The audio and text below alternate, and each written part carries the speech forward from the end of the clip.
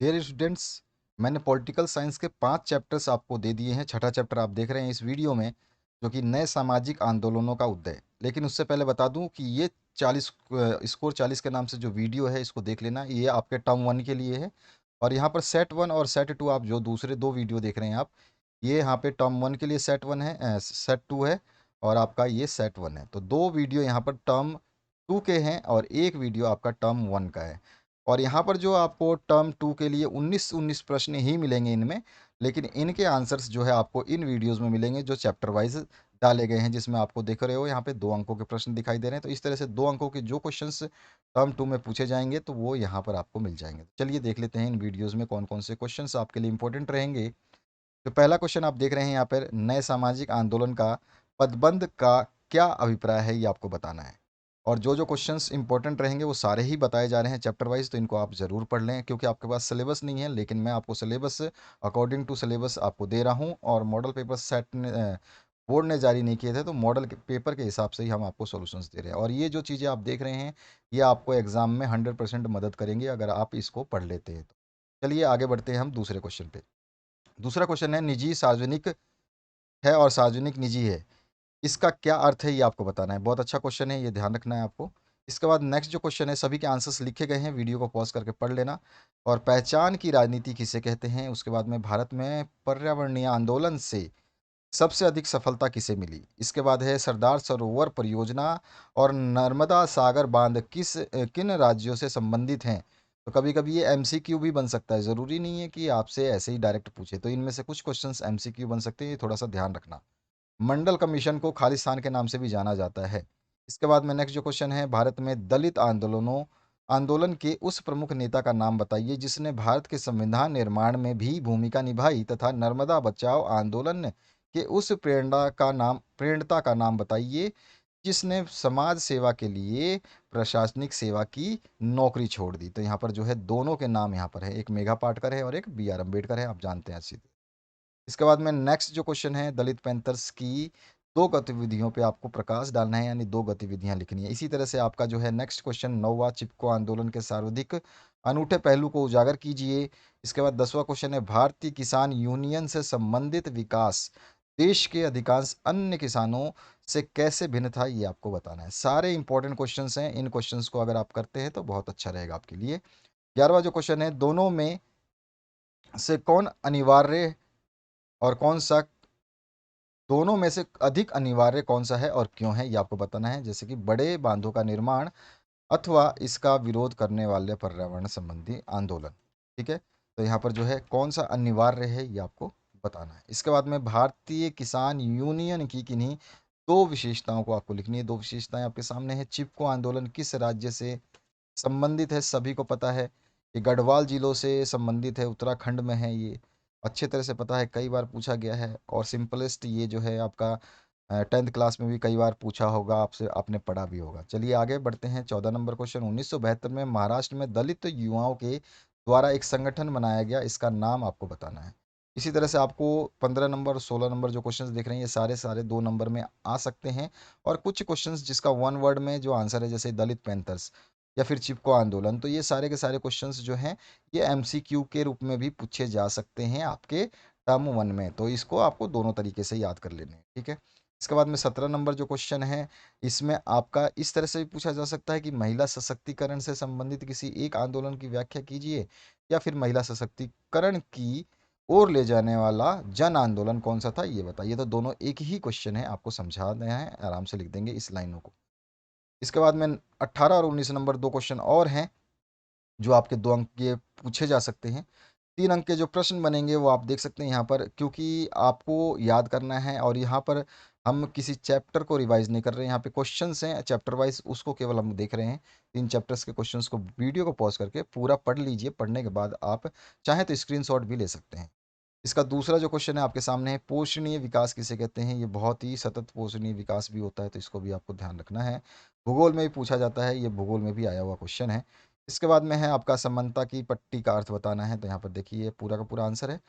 अगला क्वेश्चन आपका 4 नंबर है, नर्मदा बचाओ आंदोलन पक्ष विपक्ष तर्क क्या हो सकते हैं, ये बताने हैं आप। इसके बाद में और भी आपका क्वेश्चन है, भारत में किन्हीं 3 सामाजिक आंदोलनों का उल्लेख करना है और मुख्य उद्देश्य की व्याख्या भी करनी है। यहाँ पर जो है कौन से 3 आंदोलन बता सकते हैं? महिला का है, चिपको आंदोलन है, दलित पैंथर आंदोलन है। इसके बाद में आपका नेक्स्ट है जन आंदोलनों पर टिप्पणी लिखिए।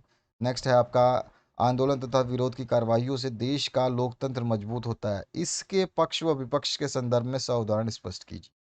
तो यहाँ पर जो है आप इसके पक्ष और विपक्ष को यहाँ पर देखिए, पढ़िए, समझ में आ जाएगा आपको, क्योंकि जो चीज़ें यहाँ पे लिखी गई है बहुत ही सिंपलेस्ट वर्ड में लिखी गई है ताकि आपको आसानी से समझ में आ पाए।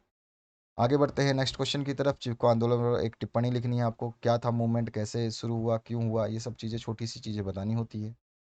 एक आपका ये भी था ताड़ी विरोध आंदोलन या शराब विरोधी आंदोलन के नाम से भी पूछा जाता है। ये जैक 2016 में पूछा गया है, तो इसको आप देख लीजिए, इसका आंसर भी यहाँ पे लिखा गया है, आप देख सकते हैं। इसके बाद में मंडल आयोग की कोई 2 सिफारिशें जो है ये सीबीएसई और ऑल इंडिया में पूछा गया था 2016 में। ठीक है, मंडल आयोग का गठन क्यों किया गया था, इसकी सिफारिशें क्या थी, मंडल आयोग पर टिप्पणी लिखिए। सारे क्वेश्चंस घुमा फिरा के पूछे जाएंगे और आपका आंसर एक ही निकलेगा। बीपी मंडल कौन थे, इस तरह से पूरा का पूरा है। मंडल आयोग की सिफारिशों का वर्णन करिए, तो यहाँ पे आप आंसर देख सकते हैं।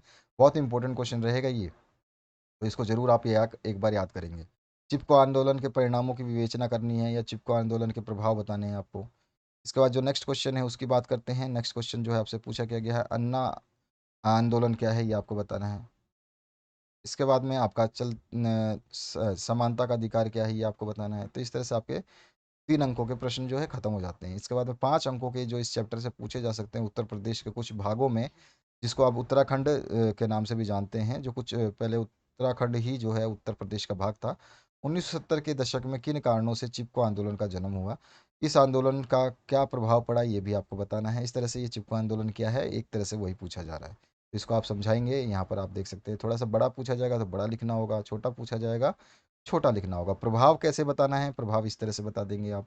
इसके बाद दूसरा जो क्वेश्चन है ये रहा आपके सामने, और दूसरा क्वेश्चन आप पढ़ लीजिए और इसका आंसर जो है यहाँ पे नीचे दिया गया। पैराग्राफ वाइज लाइन से एक बार जरूर रीड करना ताकि आपके एग्जाम अच्छे हो पाए। और यहाँ पे तीसरा जो क्वेश्चन है यहाँ पे आप देख सकते हैं, यहाँ पर ताड़ी आंदोलन या वो शराब आंदोलन में महिलाओं का जो है दर्जा कैसा देंगे आप, या उसके बारे में क्या आपका मुद्दा है, या फिर क्या आप उसमें खींचतान को बताएंगे। इस तरह के जो क्वेश्चंस पूछे जा सकते हैं यहाँ पे देख लीजिए। तो ये पूरा आंसर आपके सामने है। इसके बाद है नर्मदा बचाओ आंदोलन ने नर्मदा घाटी की बांध योजना का विरोध क्यों किया था, ये आपको बता। ये काफ़ी मुद्दा उठा था।